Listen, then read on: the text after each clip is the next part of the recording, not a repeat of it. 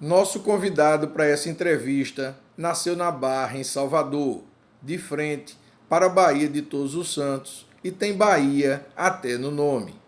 Ele é ator profissional desde os 23 anos de idade e foi o teatro que o fez deixar a Bahia para estudar em São Paulo, no Centro de Pesquisa Teatral com o diretor Antunes Filho.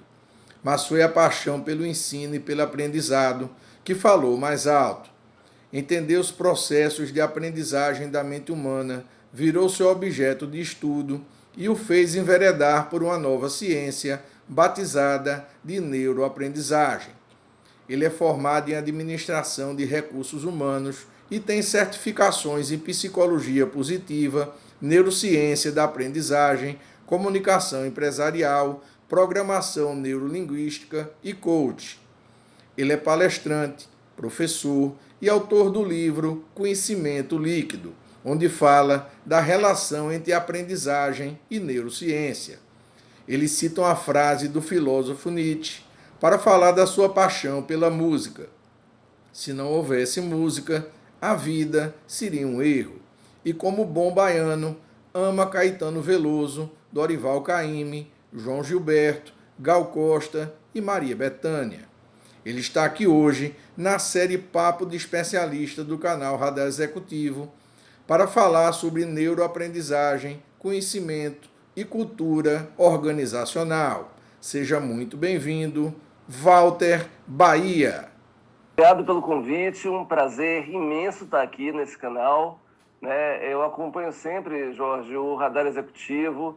Fico feliz que a minha entrevista faça parte de uma tríade, como você mesmo coloca aí, completando aí as apresentações sobre neuroliderança e neuromarketing. Então, hoje a gente vem aqui falar um pouco sobre neuroaprendizagem. Tá? Uma honra estar aqui e salve Jorge! Walter, eu agradeço muito a tua presença aqui no canal. Eu li o seu livro, eu achei o livro extremamente interessante, com embasamento técnico muito robusto, muito bem feito. E apesar de ter um embasamento técnico muito robusto, muito bem feito, ele não é um livro pesado, é um livro gostoso de ler, é um livro leve. E eu quero agradecer também ao pessoal do marketing da editora Alta Books, que é a minha editora e a editora do Walter também, por ter feito a ponte e conseguido nos colocar aqui em contato para a gente poder gravar a entrevista. O livro é esse aqui, Conhecimento Líquido. Opa, aqui, ó. O livro é esse, Conhecimento Líquido. Eu recomendo demais. Está à venda nas grandes livrarias, nas grandes redes. Acredito eu no formato e-book e também no formato físico. Você encontra na Amazon, você encontra em todas as redes. E é um tema muito pertinente para o nosso momento, porque trata de aprendizado e de conhecimento. E me chamou muita atenção o livro durante a leitura. Então, parabéns pela obra, parabéns pelo teu empenho em trazer esse tipo de conhecimento para o grande público. Walter, eu queria começar já esclarecendo um pouco para as pessoas o título do teu livro. O que é que você quer dizer com conhecimento líquido quando você escolheu esse título para dar nome ao seu livro? Vamos lá. É uma pergunta ótima. Inclusive, muitas pessoas têm essa curiosidade, de saber por que conhecimento líquido, enfim. Conhecimento líquido, a escolha, Jorge, ela se deu por 3 vertentes. A primeira, eu acho que engloba as 3, é a questão da fluidez, do flow. O flow, se você vai para o conceito do Mihaly Csikszentmihalyi, ele coloca que é um estado alterado do cérebro, no qual você altera a tua frequência tanto elétrica quanto química a partir da concentração plena, da presença intensa em algo que você esteja fazendo. Então, tem esse sentido, digamos, científico, biológico, de que quando a gente aprende algo, existe uma alteração química e uma alteração de frequência elétrica do nosso cérebro. Um outro ponto que também me fez escolher esse título é a questão da modernidade líquida do Bauman. Por quê? Porque o Bauman ele vem com todo um conceito de que as relações são muito mais fluidas, que a gente vive um mundo, um contexto muito mais dinâmico, e nesse sentido o conhecimento também está totalmente disseminado, ele é de fácil acesso, né? E complementando, vem aí a questão do cyberespaço do Pierre Levy, no qual ele fala no conceito de aprender por rede, né? No qual, no cyberespaço, as pessoas estão conectadas em comunidades pela coletividade da inteligência, né? Pela questão da interconexão, das comunidades virtuais. Então, em suma, tem toda a questão da fluidez contextualizada no título Conhecimento Líquido, que tem como subtítulo, né, insights sobre neurociências, aprendizagem e humanização organizacional. É até curioso que a gente fale, puxa, Walter, mas tem que ser humanizada, nós já não somos humanos, né? Só que a gente, às vezes, por incrível que pareça, né, esquece disso. Vamos dizer que nós somos filhos do Fordismo. E o que é o Fordismo? Né? É aquele processo que as pessoas trabalham focadas em performance, né? E não necessariamente numa cultura de aprendizagem, mas numa cultura de entrega, de performance. E aqui não. E nesse momento a gente vira um pouco essa chave.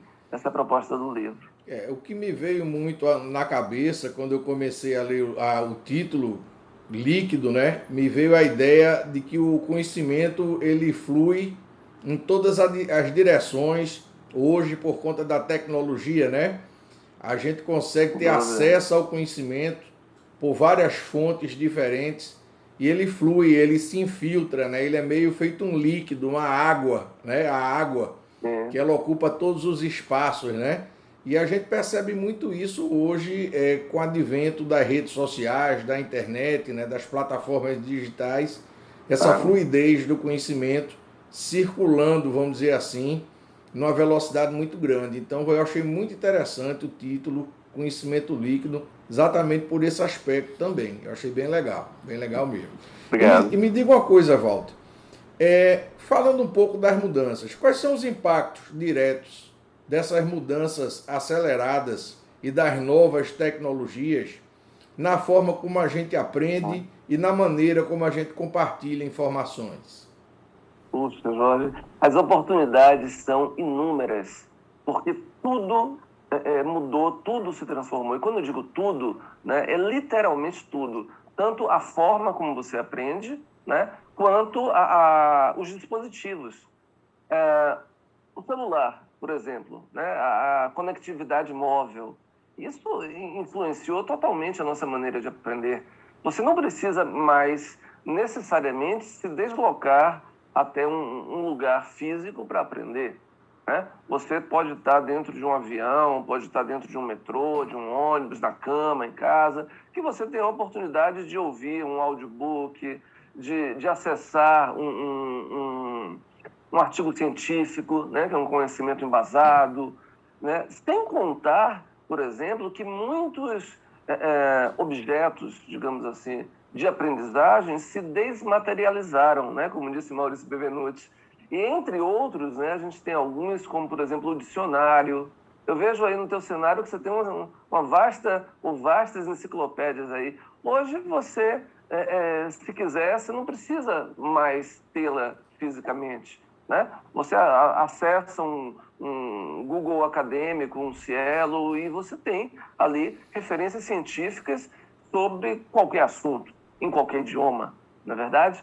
Uma calculadora, você não tem mais ela física, né? Ou não precisa mais tê-la. Ela é um aplicativo que está instalado no teu celular e pode estar, inclusive, no display como um atalho, uma forma mais rápida até de você aprender. Um dicionário, né? A mesma coisa. Então, a desmaterialização, eu acho que é uma característica desses tempos que a gente vive, né? Dos impactos aí da transformação digital e a maneira como você aprende. Não tem mais fronteiras geográficas, temporais, né? Às vezes, e a gente sentiu muito isso com o cenário da pandemia, né, ainda existe, em algumas situações muito pontuais, a barreira cultural. Se você estiver falando de uma nação que não tenha liberdade de acesso à internet, né? Ou a questão do limite, né, da barreira econômica, porque a gente viu que muitos seres humanos, né, não têm o acesso à internet como poderia ter.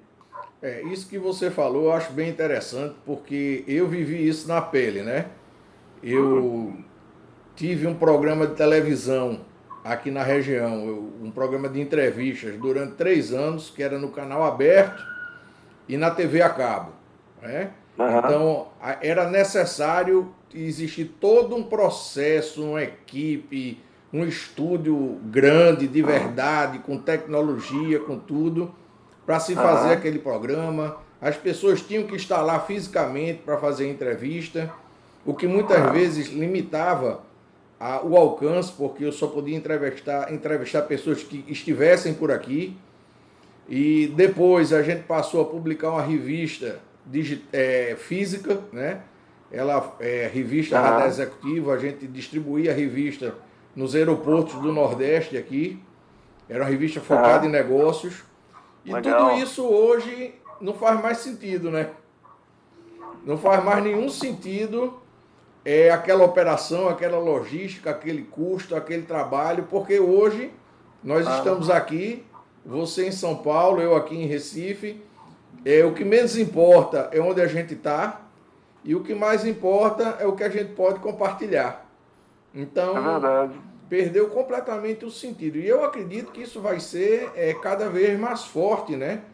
Porque não faz mais nenhum sentido você estar fisicamente. Participei agora, semana passada, de uma reunião de condomínio, a primeira reunião de condomínio, eu faço parte do conselho do meu prédio, reunião de condomínio toda feita pelo Zoom, que inclusive eu achei ótimo, eu não quero de outro jeito agora, mesmo depois da pandemia eu só quero assim. Então Você a sabe, gente você. tem que acabar com essa história de achar que tem que estar fisicamente para que haja uma conexão, né? Emocional, uma conexão próxima das pessoas. Eu já vi Uhum. isso várias vezes aqui nas entrevistas com as pessoas, que há essa conexão entre Sim. dois seres humanos, mesmo que a gente não esteja fisicamente presente um olhando para o outro. É, mas você sabe, isso que você está falando é interessantíssimo, porque faz a gente refletir que, na verdade, a tecnologia, naturalmente, é um meio, não é um fim, claro, né? Ela é um meio para nos aproximar, para nos conectar. E a gente tem aqui o recurso da câmera, né? Às vezes eu chego numa empresa, por exemplo, aí encontro um gestor, ou até às vezes CEO, que fala assim, puxa, Walter, mas a gente faz um programa de aprendizagem e usa a não presencial, você acha que isso não vai comprometer as pessoas estarem conectadas? E não. Por que não? Porque quando você tem a câmera, por exemplo, aberta, né, a gente está se olhando aqui, a gente está se vendo. A linguagem não verbal, ela está acontecendo também. Eu estou comunicando aqui 93% do meu conteúdo em relação a emoções, Uhum. as emoções estão fluindo, seja pelo meu tom de voz, seja pelas minhas expressões não verbais, a emoção está fluindo também, assim como pelo conteúdo que eu estou falando, né, 7% aqui, como fez o estudo lá do Albert Mehrabian na Universidade da Califórnia, também está fluindo, né, como canal de fluxo das emoções. Então, isso acontece, isso se preserva, né? Eu estava vendo outro dia até um estudo interessantíssimo que foi feito na Universidade da Finlândia, que quando a gente estabelece esse olhar, olho no olho aqui na câmera, a gente ativa, Jorge, até o sistema parasimpático, né? Ou seja, o sistema autônomo, nervoso autônomo. Sabe a mão ficar um pouco mais suada, o coração mudar a frequência, o ritmo, só porque a gente está se olhando na lente. Algo que a gente pode fazer também no presencial, claro, naturalmente, mas que a gente também tem esse recurso aqui, né? E uma outra coisa também muito interessante que você falou e que me fez refletir foi quando você falou sobre essa simplicidade de hoje em dia, né? Que não tem mais, você não precisa montar o estúdio na TV em Recife, você faz isso de uma maneira muito mais simples. E é verdade, né? Sem dúvida a gente vive uma era que é a era do conhecimento. É a era do conhecimento. E essa era do conhecimento, ela é uma era muito mais pautada pelo que é simples.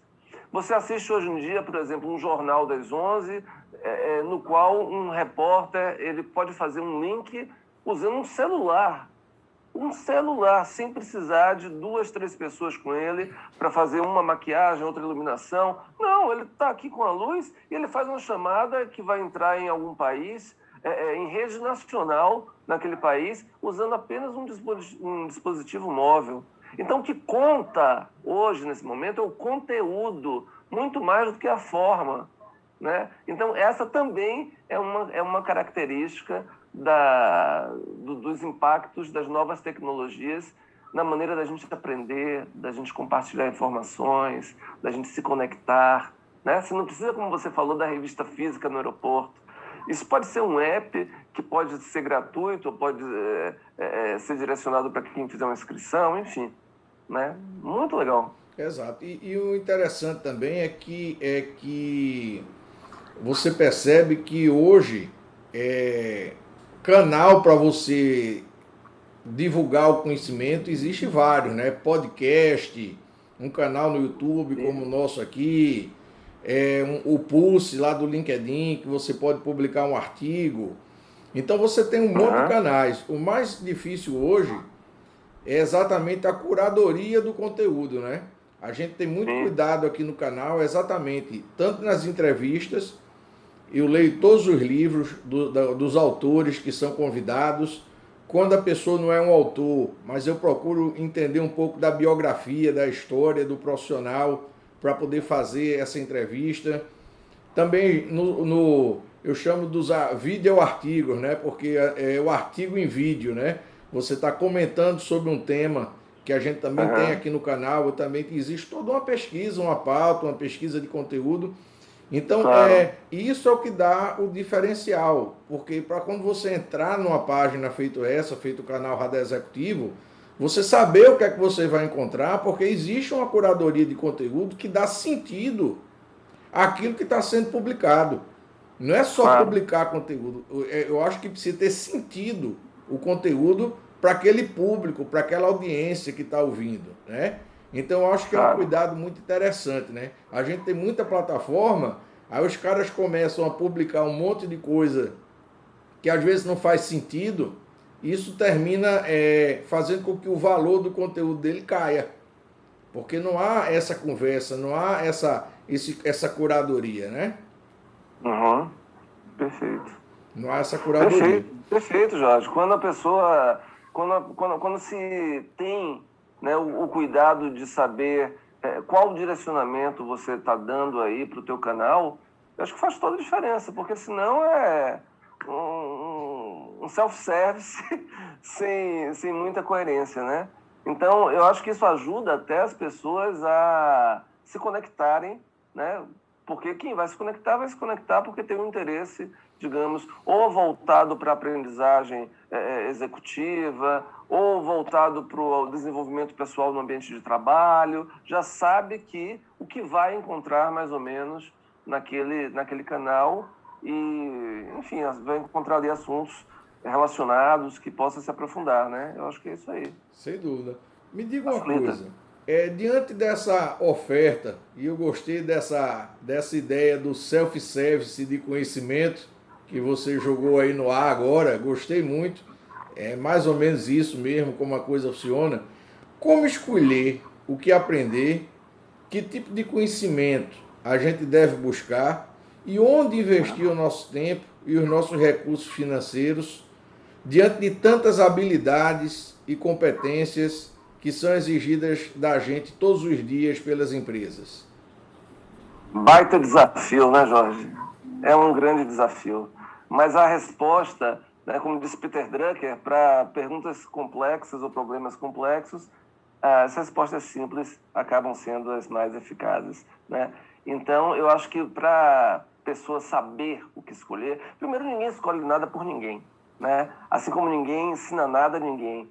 Como a gente vê no pensamento clássico, né? O homem não ensina o outro homem, o homem ajuda o outro homem a encontrar as suas respostas, né? Então, é preciso investir no autoconhecimento, sem dúvida, né? Para que a pessoa identifique o seu propósito de vida. Por quê? Porque através do autoconhecimento é você quem vai saber o que faz sentido para você e você vai atrás daquilo. Porque a gente tem uma oferta, como você próprio disse, muito ampla, muito diversificada. Você tem conteúdos pagos, conteúdos gratuitos e ambos conteúdos de qualidade. Então a pessoa se perde. A pessoa se perde num buraco negro, digamos assim, que é infindável de tantas opções. O que vai fazer, o que vai ajudar nessa hora? É aquele conceito do lifelong learning, né, da aprendizagem continuada ao longo da vida, que tem 4 pilares básicos. O primeiro, você tem que aprender a conhecer. Ou seja, você tem uma visão generalista, conhecer um pouco de cada coisa, interagir com pessoas de áreas que não são diretamente as suas, a sua, né? E ser um especialista em determinado assunto. Ou seja, isso já começa a te dar parâmetros sobre aonde você vai se aprofundar. É importante ter esse olhar macro porque contribui para desenvolver a tua criatividade, né? Porque se a gente cultivar o pensamento tribal, eu estou só com a minha turma, estou só com a turma da psicologia positiva ou então da neurociência, vai acabar modelando e gestando uma forma de pensar que, a partir do momento que eu interajo, por exemplo, com um amigo cineasta, com outro que é artista plástico, com outro que é engenheiro, isso me abre possibilidades de ver o mundo ou a resolução de problemas de outras maneiras. Segundo pilar do lifelong learning é quando você aprende a fazer, ou seja, cultura maker, sabe? É você, puxa, Walter, eu preciso aprender a resolver um determinado problema aqui na minha casa. Como é que eu vou fazer? Você vai e aprende pontualmente aquilo. Inclusive, na semana passada me aconteceu uma coisa muito curiosa aqui em casa. Eu não tenho habilidade com essa parte de consertar aparelhos elétricos. E um eletrodoméstico aqui na minha cozinha, ele pifou. E eu pensei, puxa vida, agora procurar assistência técnica em meio à pandemia vai ser complicado. E aí eu resolvi pesquisar pontualmente como consertar aquele aparelho. E eu consegui. E eu peguei a chave de fenda que eu tinha aqui, abri e consegui consertar. Eu me senti tão gratificado por aquilo. Eu falei, olha, cultura maker, lifelong learning, vivenciando na prática, né? Terceiro pilar, que é quando você aprende a conviver, ou seja, você desenvolve a sua inteligência emocional, né? O Daniel Goleman já disse que a inteligência emocional é um conjunto de habilidades aprendidas e aprendíveis, ou seja, você desenvolve esses skills, né? A partir ali de 2 domínios básicos, 2 de natureza intrapessoal e 2 de natureza interpessoal, ou seja, eu aprendo a cultivar a minha autoconsciência dos meus sentimentos, né? O autogerenciamento deles, e depois aprendo também a ter mais consciência social e gestão de relacionamentos. Então, isso me ajuda a melhorar a qualidade dos meus relacionamentos. E o quarto e último pilar, né? O último, porém não menos importante, que é quando você aprende a ser. Ou seja, você chega à sua melhor versão e entende que ela é apenas uma estação para que você vá em frente para a sua melhoria contínua, até o final dos seus dias, né? Então, a raiz dessa sua pergunta tão complexa, ela se encontra em 2 palavras-chave: autoconhecimento e a questão do propósito de vida, que muitas pessoas, muitas, não são poucas, muitas vezes passam a vida e não chegam a essa resposta do propósito de vida e do autoconhecimento. Mas para isso a pessoa tem que estar conectada com ela, né? Não adianta a gente ficar olhando, né? Eu costumo dizer assim, tem muitas pessoas que ficam com a câmera aqui, ó, no outro, olhando o outro. Vira a câmera para você, opa, você vai ver coisas que você pode não gostar, com certeza, mas faz parte do teu ser. O ser humano é um ser integral, não é verdade? Uhum. Então, eu acho que quando você faz essa ponte, né, de você com você mesmo, é como se você tirasse um véu da tua frente, sabe? E aí ficasse muito mais fácil, muito mais claro você, puxa, o que eu quero aprender é neurociências, ou então o que eu quero aprender dados e vou pesquisar dados, e cada um vai pelo teu caminho, né? Ninguém aprende por ninguém. Esse é o eixo, inclusive, da andragogia, né? O ser humano ele só aprende se ele tiver motivação intrínseca, né? E aí você tem que se ouvir. Isso que você falou do propósito, eu acho interessante, que você foi falando, comentando a tua resposta. Eu faço muito isso. Às vezes eu pego um livro para ler e muitas vezes eu começo a ler o livro, eu compro, né? Vejo um título legal, a gente lê a resenha do livro e acredita que aquele livro vai servir para o seu propósito naquele momento, aí você chega, não é aquilo. Então eu já cansei de comprar livro, eu leio, eu leio o livro até o ponto em que ele me esteja sendo útil.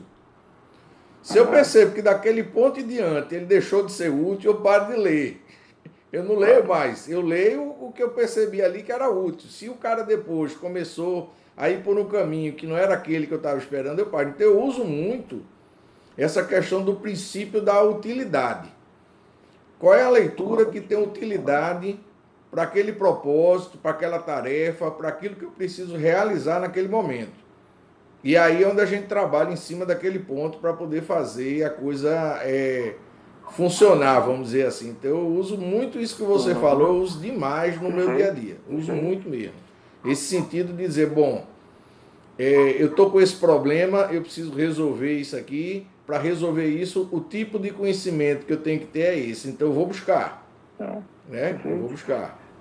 Eu tenho um amigo aqui em São Paulo, né, o Conrado Schillerhauer, que ele fala uma coisa muito bacana. Ele fala que se a pessoa não aprende, ou se ela aprende algo que não vai ser útil, vira sucata de aprendizagem, né? E é sucata. Então, para que não vire sucata, inclusive o tempo é um recurso finito e limitado, né? Fazer o melhor uso do tempo, como você próprio faz, se alimentando, indo buscar leituras que façam sentido para você, né? Tem que fazer sentido para você, porque se não fizer, isso vale para qualquer ser humano. Aí não tem por que aprender. Né? Vira gordura mental. É gordura mental, claro. O conhecimento, ele precisa... o fundamento básico do conhecimento é fazer você melhorar a tua vida, é ser útil.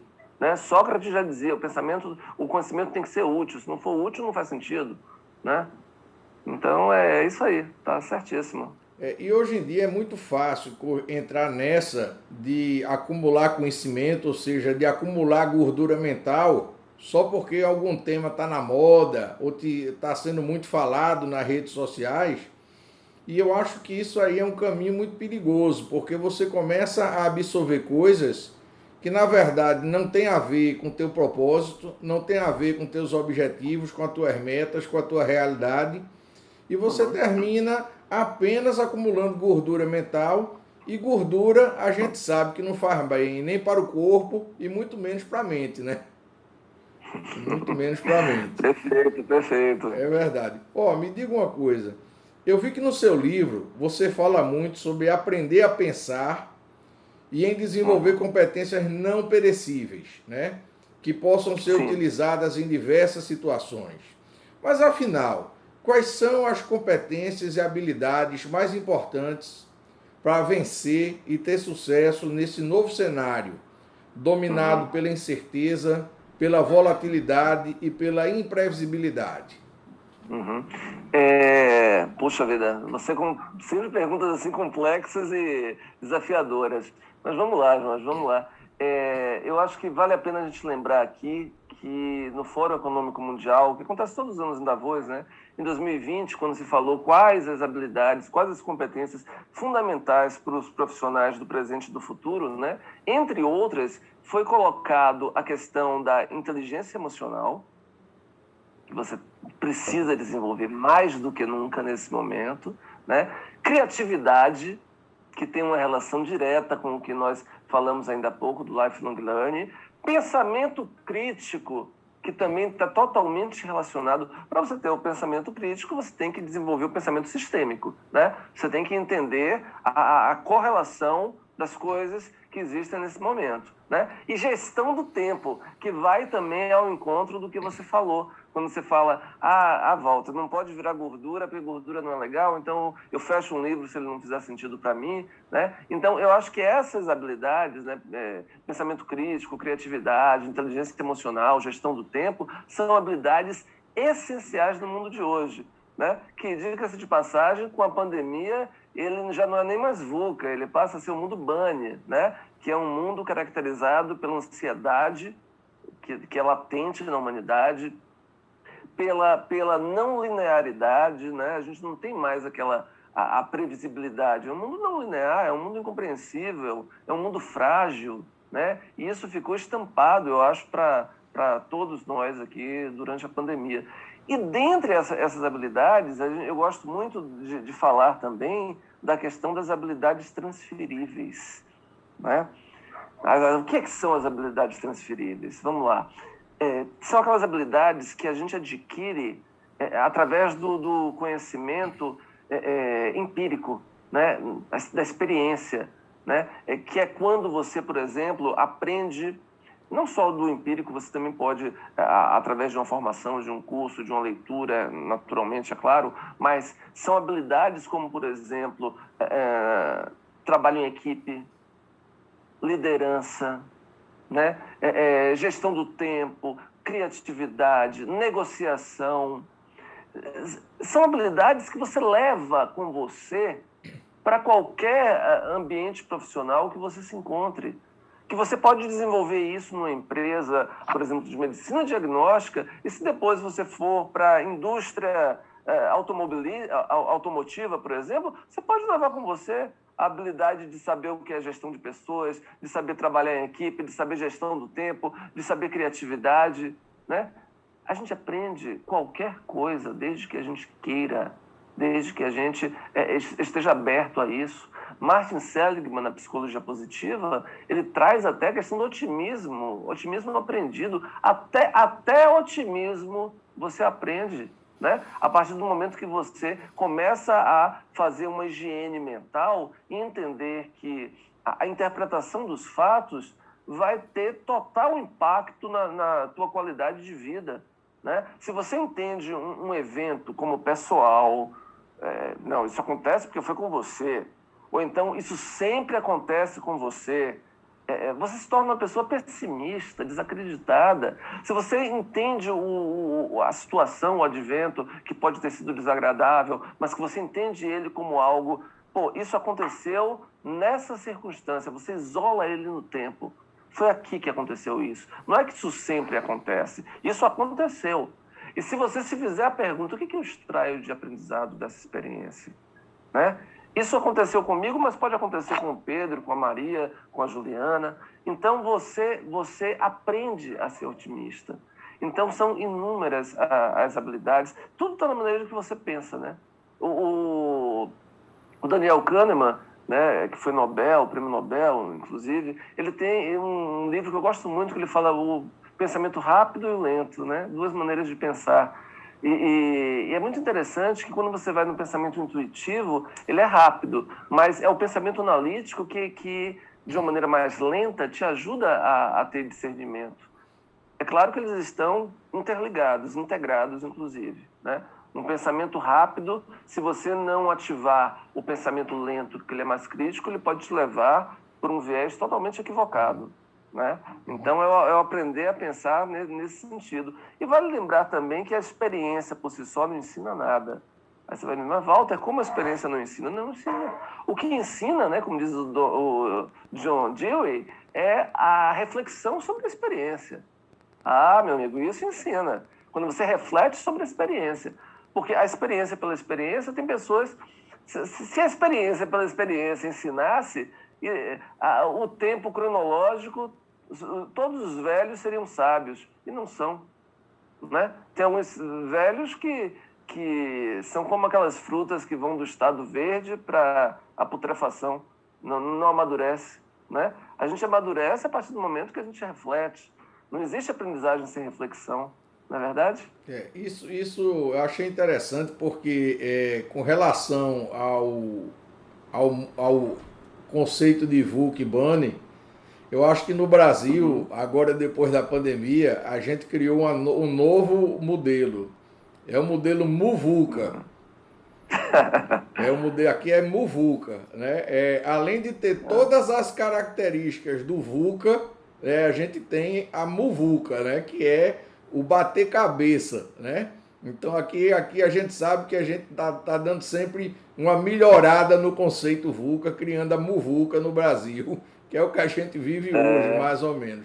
Agora o lance que você falou, que eu achei interessante, eu chamo esse conhecimento, quando eu estou dando aula, quando eu faço os cursos, e eu procuro trazer isso muito para a nossa plataforma de ensino, é o conhecimento de cauda longa. É o conhecimento de cauda longa. É aquele conhecimento onde ele é aplicável em diversas situações e ele não tem prazo de validade. Se você aprender, você vai usar esse conhecimento daqui a 5, 10, 15 anos. Às vezes eu encontro com alunos meus, como a empresa já tem 27 anos nessa área de educação executiva, então não é raro eu encontrar alunos que foram alunos meus há 20 anos atrás. Que o cara era trainee na empresa e hoje é presidente da empresa.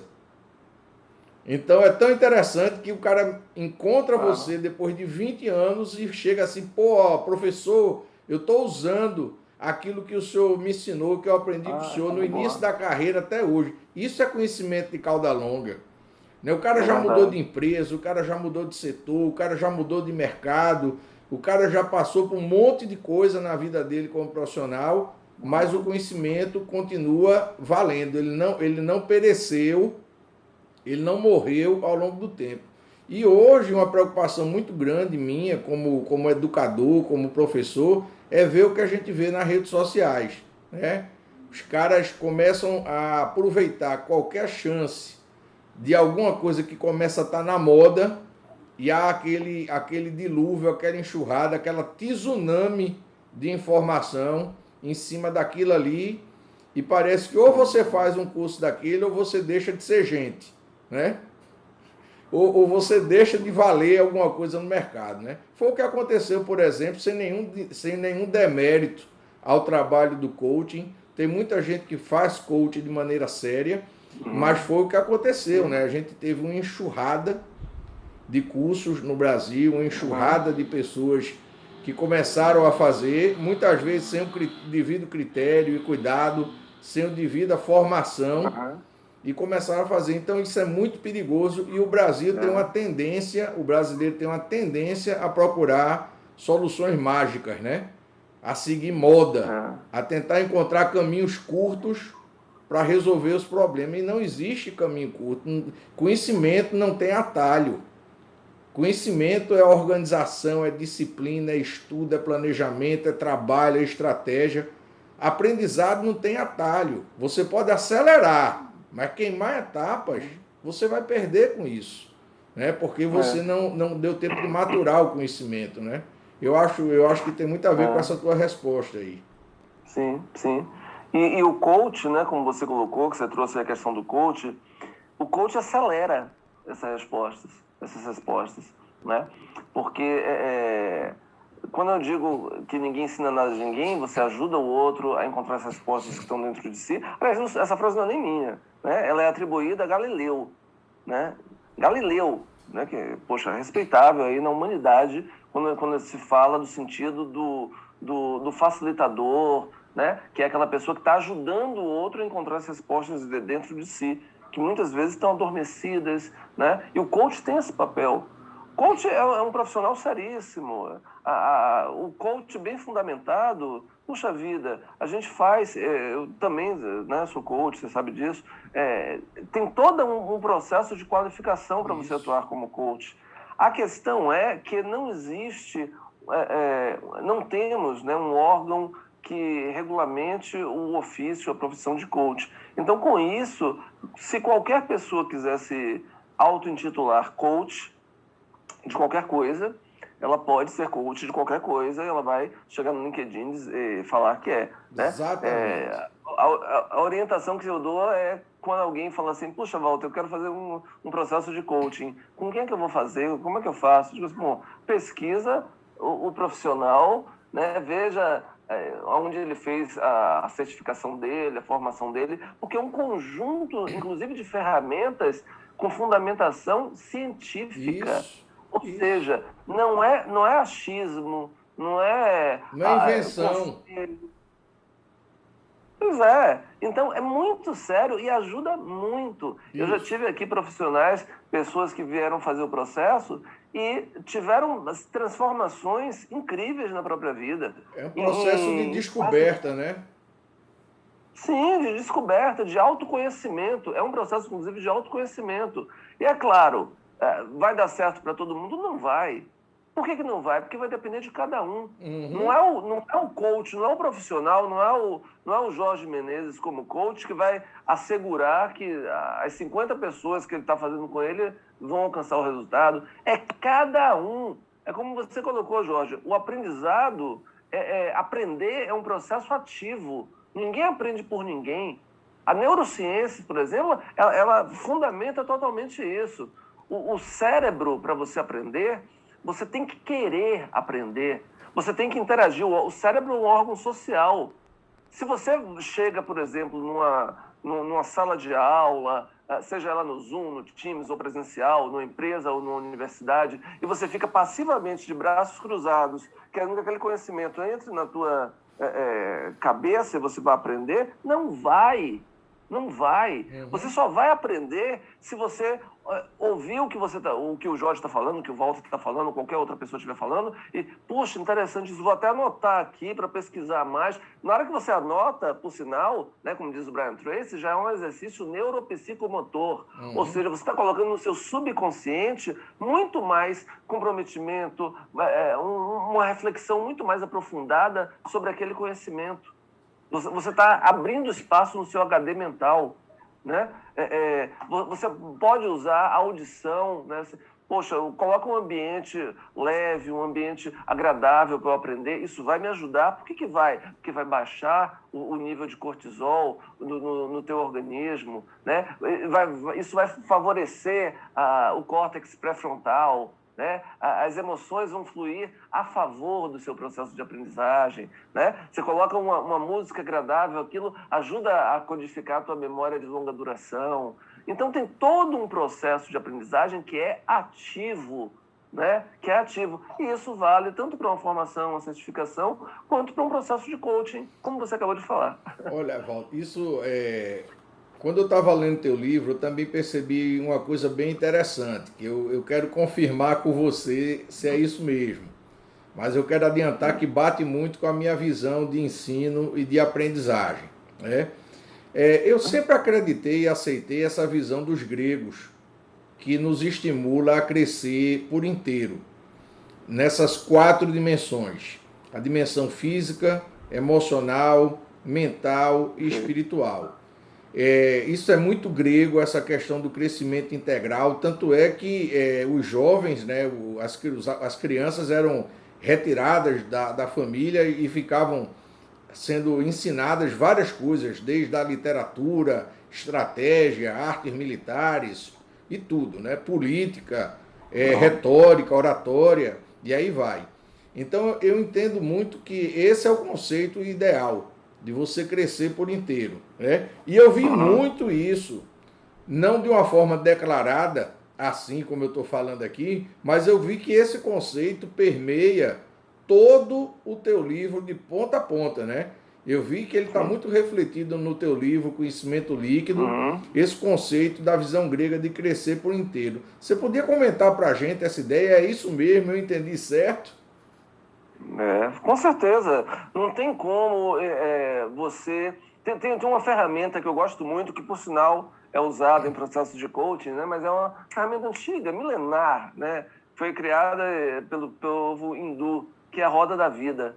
O que é a roda da vida? A roda da vida é quando você mapeia, digamos assim, a tua vida em 4 áreas-chave, né? Você vai ali, puxa vida, minha vida área pessoal, área profissional, relacionamentos e qualidade de vida. Se ela estiver em harmonia, se essas 4 áreas-chave estiverem em harmonia, essa esfera ela vai girar de uma maneira muito mais harmônica, né? É claro que a gente tem que se desenvolver como um ser integral, porque nós somos seres integrais.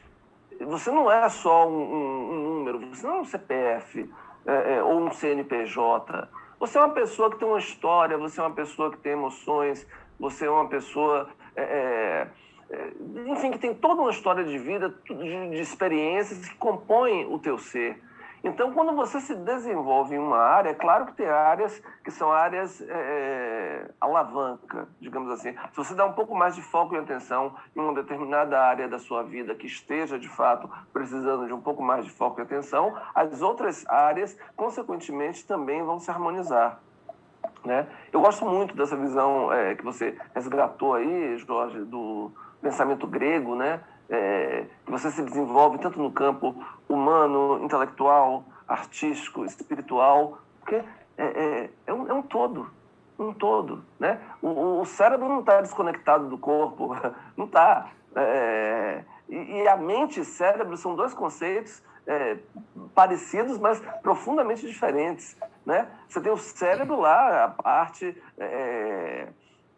da arquitetura cerebral, né? A parte da anatomia cerebral, né? Você entende o mapeamento por região do cérebro, como funciona no processo de aprender, né? Mas tem a mente, tem o mistério, tem a intuição, né? Também está localizada na parte física, sim, mas ela é mais subjetiva, né? Então você aprende de fato e se desenvolve de fato como um todo, né? Como um todo. Nesse sentido, sem dúvida, o ser humano é um ser integral, é um ser biopsicossocial, como nós falamos aqui, né? Tem um livro que eu vou lhe indicar e para quem quiser se aprofundar, não é assim um livro muito, digamos assim, muito fácil de ler, né? Mas é um livro para quem é professor, para quem trabalha com ensino, educação, eu acho que eu deveria fazer um esforço e ler. Chama-se Paideia, a formação do homem grego. Paideia, sim, um calhamaço. É um calhamaço, exatamente. Eu conheço. É um calhamaço. Eu tenho ele aqui na biblioteca. Eu li logo no início, quando eu comecei a ensinar, mas ele é um calhamaço, assim. Não é fácil, né? Não é uma leitura simples, mas é bem interessante. Ele tem insights muito bons sobre essa questão do crescimento integral. É muito bom o livro. Muito bom. Eu tenho uma experiência muito interessante com esse livro, que foi num espetáculo que eu estava fazendo, dirigido por Antunes Filho, né, aqui em São Paulo, e era uma tragédia grega. E todas as sessões, antes de iniciar o espetáculo, né, eu me reunia com algumas pessoas do elenco e a gente dizia, vamos ler a Paideia. E aí a gente ia lendo toda semana um pouco, e aquilo ia alimentando nossa alma, para a gente entrar em cena muito mais conectado com todo aquele conhecimento grego. Realmente, é um banho de cultura grega o livro, né? É um banho de cultura grega. É muito interessante. Ô Walter, uma coisa também, a gente sabe que com tanta oferta de conteúdo, a gente começa a precisar saber buscar o conteúdo, né? Então, qual a importância de aprender a pesquisar e buscar conhecimento por conta própria diante de um ambiente que exige de nós um aprendizado contínuo e que se renova a cada dia? Essa é a minha visão aí, qual a minha pergunta, vamos dizer. Claro. As pessoas estão vivendo mais, né, Jorge? Eu acho que isso aí também já é um fator determinante aí para te responder essa questão. Se as pessoas estão vivendo mais, isso significa que há um tempo atrás, há um passado recente, inclusive, quando a pessoa se aposentava, por exemplo, sei lá, na casa dos seus 60, 65 anos, ela já acreditava, bom, acabou de trabalhar, agora vamos esperar a morte chegar. E, na verdade, isso mudou, né? As pessoas estão vivendo mais e com mais qualidade de vida e, naturalmente, estão se abrindo ou estão entendendo a importância de aprender coisas novas, né? Por quê? Porque precisa ocupar o tempo, precisa se desenvolver, né? Precisa continuar a ser pleno, né? Então, esse é um fator que eu acho que é determinante para essa questão. Um outro fator é que a aprendizagem ela é autodirigida. Né? Quando eu digo que a aprendizagem é autodirigida, não é alguém que tem que dizer para mim o que eu devo aprender, o que eu não devo aprender. Né? Eu tenho que saber o que eu quero aprender. Né? Eu tenho que determinar isso. E isso, inclusive, me faz ser protagonista da minha vida. Né? Isso me faz tomar as rédeas das minhas escolhas. Porque se a pessoa vai no modismo, tem consumo para tudo, até mesmo para cursos, né, como você falou, a aprendizagem da moda, o que é, mas não vai preencher. Não vai preencher, porque não é assim que ninguém aprende. O adulto, ele não aprende de maneira, eu digo isso até em empresas, não aprende de maneira compulsória. Às vezes você chega numa empresa e a empresa só tem interesse, de fato, em saber se as pessoas foram ao treinamento, se assistiram, se participaram, se assinaram a lista. Mas não é só isso, gente. Não é só isso. Porque ninguém aprende... O treinamento, por exemplo, não tem que ser compulsório, porque não é assim que o adulto aprende. Ele aprende se ele tiver consciência de que a vida vai ficar melhor para ele a partir do momento que ele aprenda aquilo e, como seus alunos, né, coloque em prática. Porque se não colocar em prática, né, já é aquele pensamento milenar também, oriental, que eu amo, que fala que saber e não fazer ainda não é saber. Claro, você só aprende se você está colocando em prática. Porque senão estou falando, mas não estou praticando. Não, você tem que praticar. É desafiador? É desafiador. Por que é desafiador, Walter? Porque o hábito é uma coisa poderosa. Né? O hábito, inclusive, são circuitos neuronais que você tem no teu cérebro ali que estão cristalizados.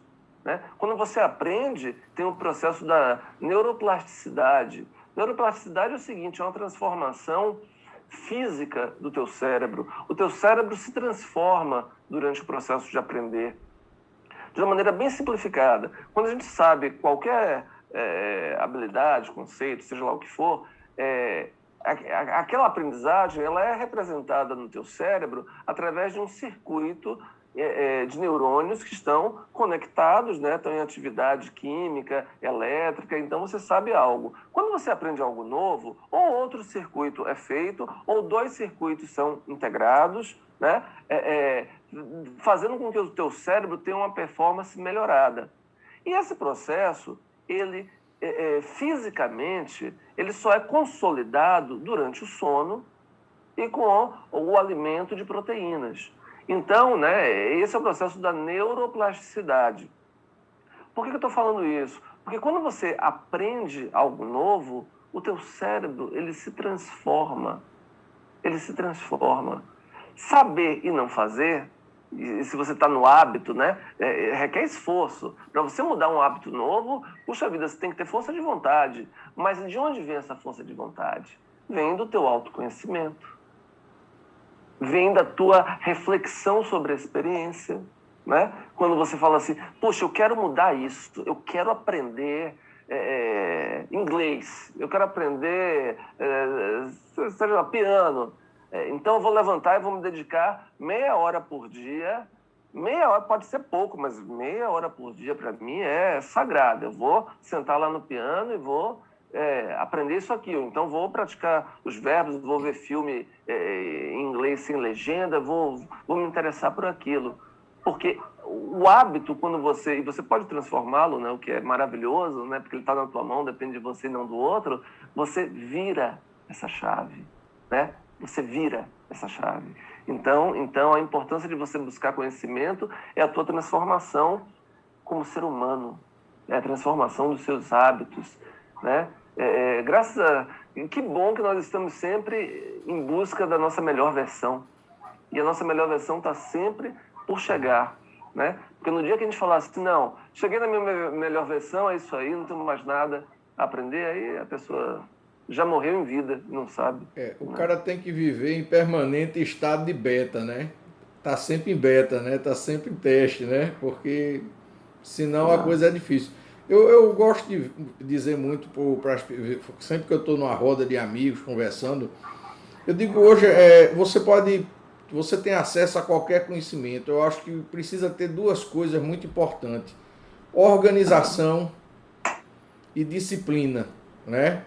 Porque a oferta é muito grande, mas se você não conseguir organizar o conhecimento, se você não tiver disciplina, né, para percorrer aquelas trilhas de aprendizagem que você está perseguindo, você fica pelo caminho, né? E selecionar, né? Saber quem é que está falando as coisas, né? Eu acho que hoje em dia ter a referência de onde está vindo aquela informação, de onde está vindo aquele conhecimento, né? Muitas vezes a gente vê nas redes sociais um marketing digital muito bem feito, né?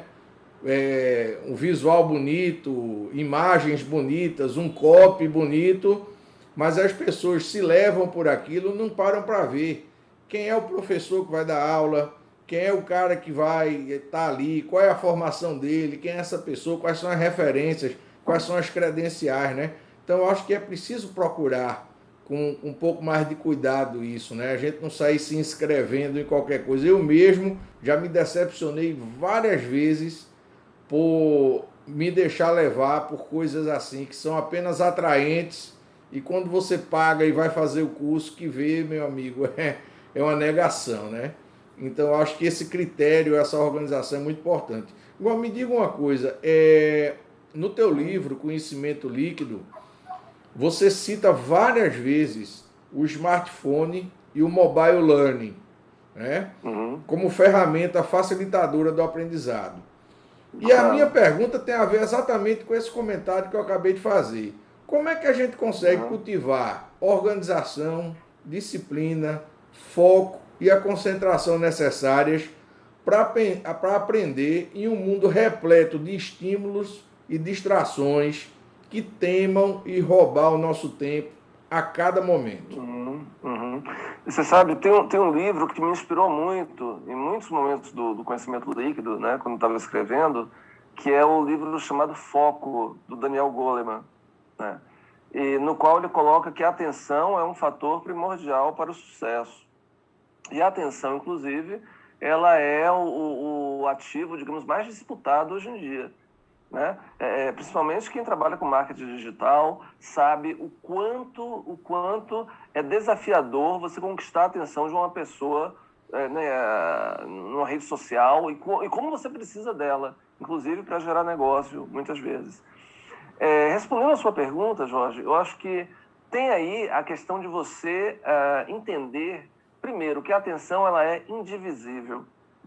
Isso é fato, né? Tem um estudo fantástico que fala que quando você está concentrado em algo e você é interrompido daquilo que você está fazendo, quando você volta a fazer a mesma atividade, para você voltar ao mesmo grau de concentração, de produtividade que você estava antes, você leva, em média, 23 minutos. Né? Isso pode ser, inclusive, o plim do WhatsApp, que não precisa nem ser o seu, pode ser de alguém próximo de você, que pode te desconcentrar. Eu gosto muito de um conceito chamado Gestão do Tempo 4.0, que coloca justamente como você pode administrar melhor, gerenciar melhor, digamos, a tua relação, por exemplo, com as mídias sociais, as redes sociais. Você tem um recurso, por exemplo, em várias redes, como Instagram, Facebook, enfim, de você ativar no teu celular, né, o tempo, quanto tempo você está usando. Você pode gerenciar isso. Puxa, na semana, em média, minha média diária de quantos minutos é? Hoje, quantos minutos eu gastei? Eu posso programar, inclusive, para, sei lá, se eu quiser 10 minutos por dia naquela rede, que eu seja notificado quando alcançar aqueles 10 minutos. Né? Eduardo Deming já dizia, porque você não mede, você não pode gerenciar. Então, é uma maneira de você gerenciar o uso daquela rede social de uma maneira consciente, inclusive, né? Porque senão você está gastando mais tempo ali do que você gostaria sem nem perceber, né? E aí, se você for somar na semana, vezes o mês, vezes o ano, você vai ficar estarrecido de ver o tempo da tua vida que você ficou naquela rede social, muitas vezes navegando sem foco, navegando não, se afogando, né? A Sem deriva. foco, porque você perde totalmente o tempo da sua vida ali. Então, uma outra coisa que ajuda muito é você desabilitar os notificadores. Porque se você está concentrado, digamos, escrevendo um livro, escrevendo trabalhando, que seja em home office, né? E o tal plim ali, ó, chegou uma mensagem nova no Instagram, chegou uma mensagem nova no WhatsApp, né? E o cérebro da gente gosta de dopamina. E quando você entra para verificar o teu recado, a tua mensagem ali, isso no teu cérebro tem uma descarga ali de dopamina. Dopamina, para quem não sabe, é um hormônio, um neurotransmissor relacionado ao prazer. Então, sabe quando fica aquele bichinho na tua mente dizendo assim, Walter, olhe, pode ser um cliente que está querendo informação importante, vai lá e olhe. Então, você pode gerenciar isso, administrar isso, por exemplo, desabilitando os notificadores e verificando na hora que você acha que você deve olhar. Isso te ajuda a melhorar o foco, né? Vale lembrar aí o Lewis Carroll, né, autor de Alice no País das Maravilhas, né, que era matemático, por sinal, ele dizia, o Lewis Carroll, que na própria Alice conta isso, né? Tem um momento que a Alice está perdida, encontra o gato, pergunta para onde ela deve ir, e o gato sabiamente fala, você quer ir para onde? E ela, para qualquer lugar. E ele fala, então você segue em qualquer direção. O pensamento matemático, né? Lógico, racional. Claro, gente, você precisa saber para onde você quer ir. Você precisa tomar as rédeas da sua vida. Então, tem coisas simples e que te ajudam nessa gestão, né? Mark Twain já dizia que os 2 dias mais importantes da tua vida é o dia que você nasce e o dia que você descobre o porquê. Então, são as suas escolhas. É a maneira... O celular, de fato, ele é maravilhoso para você aprender, desde que você saiba usá-lo. Porque senão ele te devora. Ele devora o teu tempo, a tua atenção, que é o recurso primordial que você tem na tua vida. Até mesmo nas tuas relações pessoais. Você está com quem você ama e você não está, né? Você está dividido. Tem um amigo meu que é psicólogo, ele chama isso de presença ausente.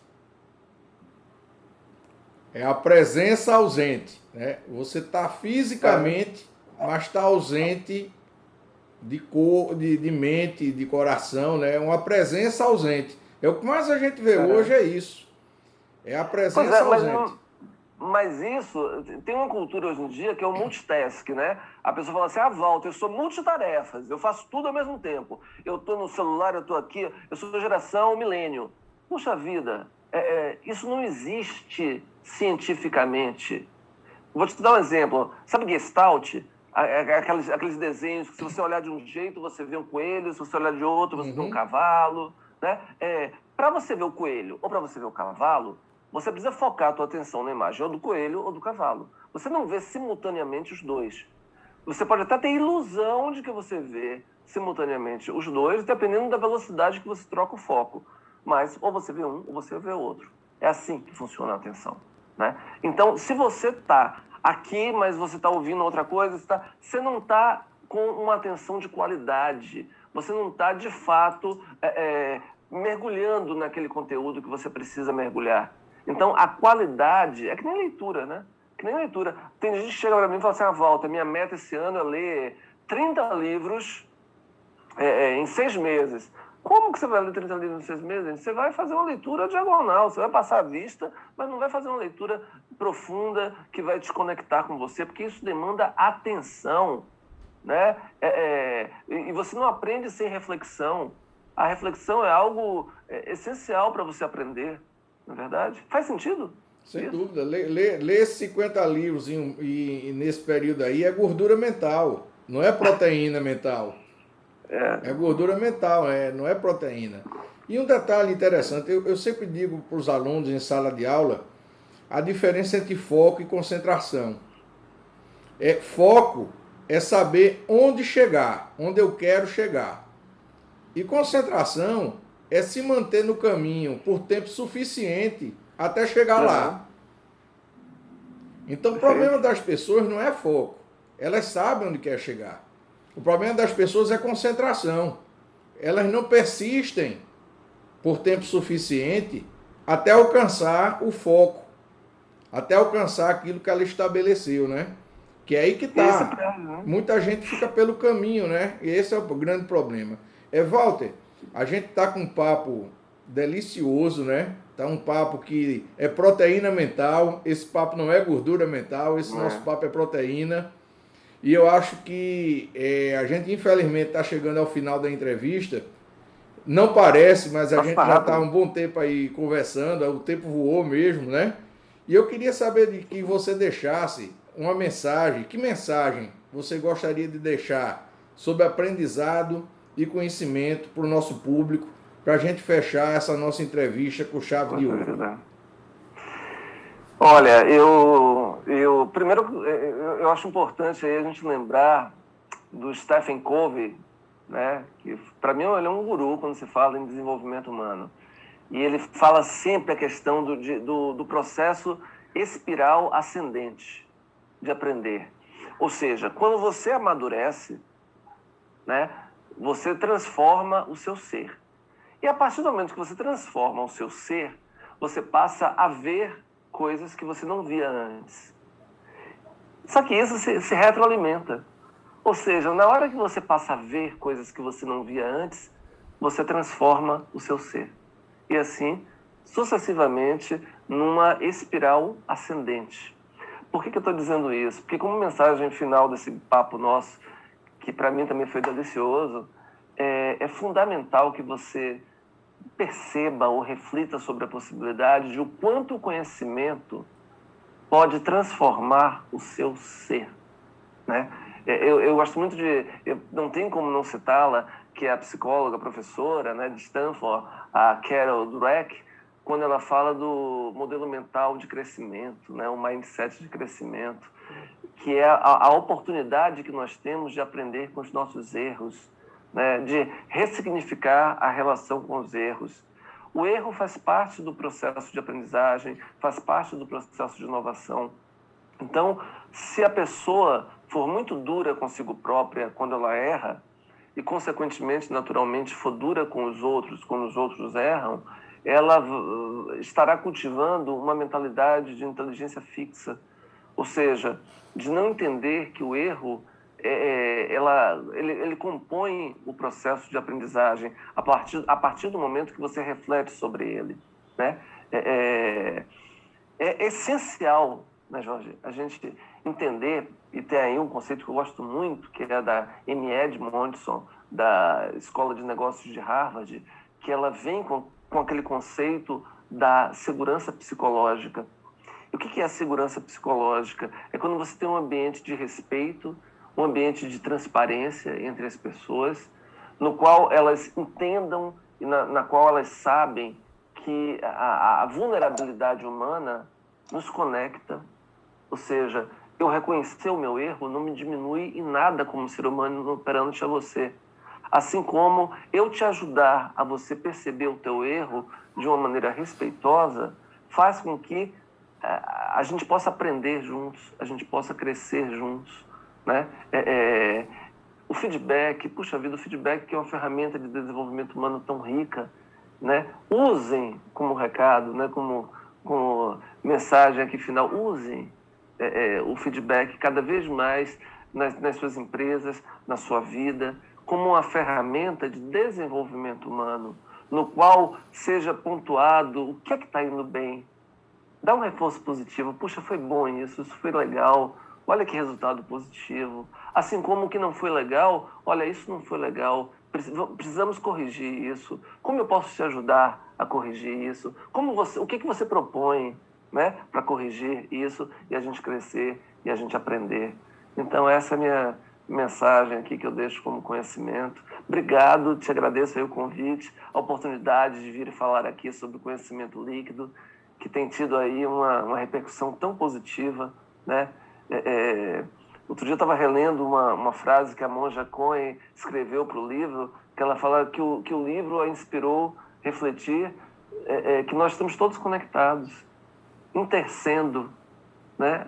Eu acredito muito na força, Jorge, da aprendizagem social. A gente aprende uns com os outros. né? A aprendizagem ela é coletiva, né? E isso, de certa forma, sincroniza os nossos cérebros. Né? Então, meu muito obrigado. Walter, olha, eu quero agradecer muito a tua presença aqui na série Papo de Especialista do canal Radar Executivo.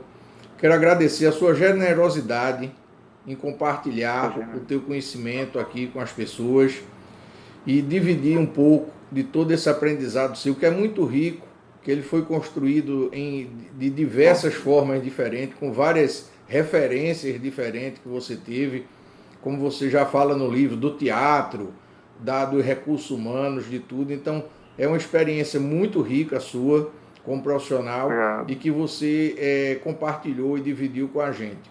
Eu tenho certeza também, eu falo aqui agora para o nosso público, para a nossa audiência, você que acompanhou a entrevista do Walter, compartilhe, deixe seu comentário, divida com a gente a sua impressão sobre o conteúdo e siga a gente. Acompanhe o canal Radar Executivo, você sempre conectado no mundo empresarial. Então eu quero agradecer a você que nos acompanha, quero agradecer a você que está nos mais diferentes locais. A gente tem recebido muito contato de países como Angola, como Moçambique, de Portugal. A gente tem recebido recentemente muita coisa também da Índia. Então é interessante o alcance de que a gente tem hoje com a internet e com as conexões. Então eu agradeço a Walter e agradeço a você que nos acompanhou até agora. Muito obrigado. Salve, Jorge! E até o nosso próximo encontro.